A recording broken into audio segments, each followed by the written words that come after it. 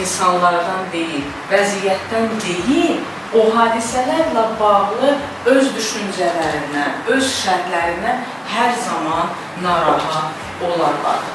Bilməlidir ki, bizim iradəmizdən, gücümüzdən asılı olmayan bir şeyə pis olmamalıyıq.